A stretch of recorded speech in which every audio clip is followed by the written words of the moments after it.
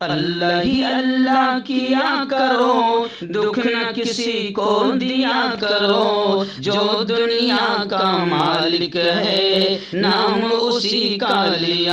السلام علیکم ورحمۃ اللہ وبرکاتہ۔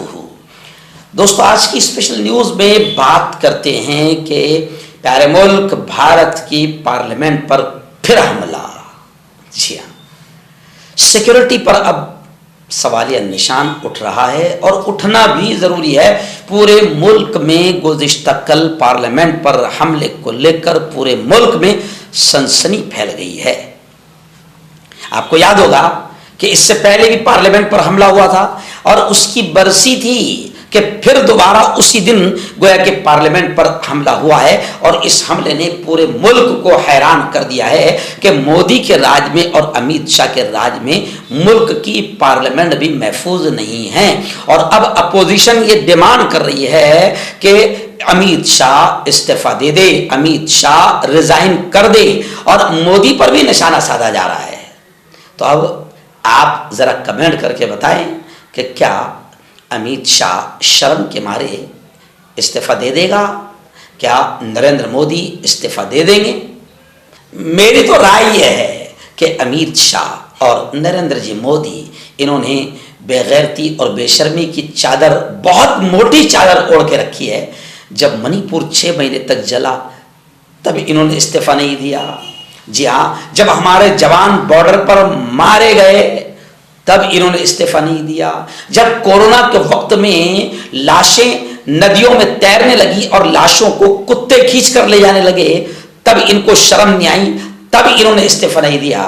تو پارلیمنٹ پر حملے میں استعفیٰ کہاں دیں گے؟ لیکن خیر، پارلیمنٹ پر جو حملہ ہوا ہے اس کو لے کر اب پورے ملک میں ہنگامہ ہو رہا ہے۔ اور کمال کی بات یہ ہے کہ جو لوگ حملہ کر رہے تھے، جو دو نوجوان وزٹرز گیلری سے کود کر لوک سبھا کے ایوان میں گھس پڑے اور پیلی گیس چھوڑنے لگے۔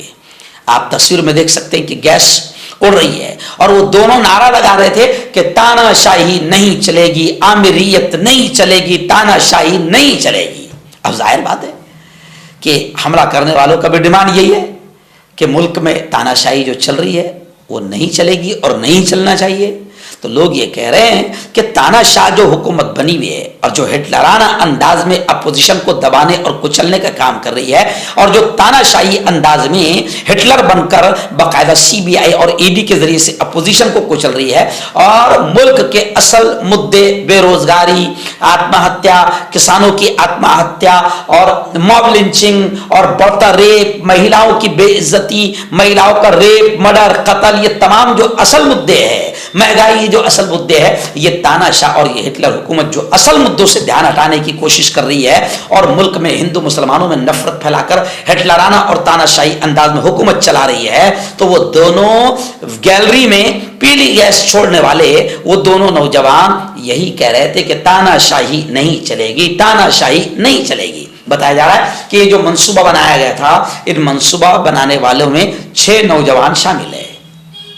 اس پر بھی آپ غور کیجئے کہ سب نوجوان ہیں۔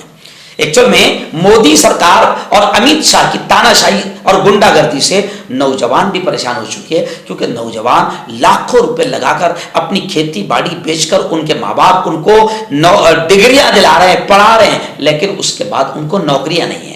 تو نوجوان، اس میں 6 نوجوان شامل ہے، 5 کو گرفتار کر لیا گیا ہے، ایک کی تلاش جاری ہے۔ اسپیکر اوم برلا نے جو ہے وہ انکوائری کا حکم دیا ہے، لیکن اپوزیشن باقاعدہ مودی پر نشانہ سادھ رہی ہے اور امیت شاہ سے بھی استعفے کا مطالبہ کر رہی ہے، لیکن مجھے تو پورا یقین ہے کہ یہ بے غیرت، یہ بے شرم کبھی بھی استعفیٰ نہیں دیں گے۔ تمام اپوزیشن پارٹیوں نے راجیہ سبھا سے واک آؤٹ کر دیا کہ جب پارلیمنٹ محفوظ نہیں ہے ان کے دور میں تو کیا کیا جائے، عام جنتا کا کیا ہوگا۔ لوک سبھا میں زوردار ہنگامہ ہوا، کارروائی ملتوی کر دی گئی۔ اب حملہ آور کون تھے اور انہیں کیسے پکڑا گیا؟ تو خبر آ رہی ہے کہ انٹیلیجنس بیورو نے پارلیمنٹ کے سیکیورٹی پروٹوکول کی خلاف ورزی کرنے والے 4 افراد سے تفتیش کی ہے۔ پارلیمنٹ کے آڈیٹوریم میں جانے والے اشخاص کے نام ساگر شرما اور ڈی منورنجن بتائے گئے ہیں۔ خبر رساں ادارے ANI کے مطابق ساگر شرما میسور کا رہنے والا ہے اور وہ بنگلور میں انجینئرنگ کی ڈگری حاصل کر رہا ہے۔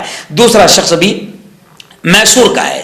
ANI کے مطابق ان کے فون اور دستاویزات ضبط کر لیے گئے اور یہ جاننے کی کوشش کی جا رہی ہے کہ یہ کس تنظیم سے جڑے ہوئے ہیں۔ خیر اب معاملے کو کدھر نہ کدھر تو موڑا جائے گا، یہ پورا یقین ہے، لیکن جو کچھ بھی ہو رہا ہے کہ پارلیمنٹ میں بھی محفوظ نہیں ہے، تو آپ سمجھ سکتے ہیں کہ مودی جی کے دور میں اور امیت شاہ اور بی جے پی کے دور میں ملک کی سیکیورٹی کتنی کمزور ہو چکی ہے۔ نہ بارڈر محفوظ ہے، نہ پارلیمنٹ محفوظ ہے۔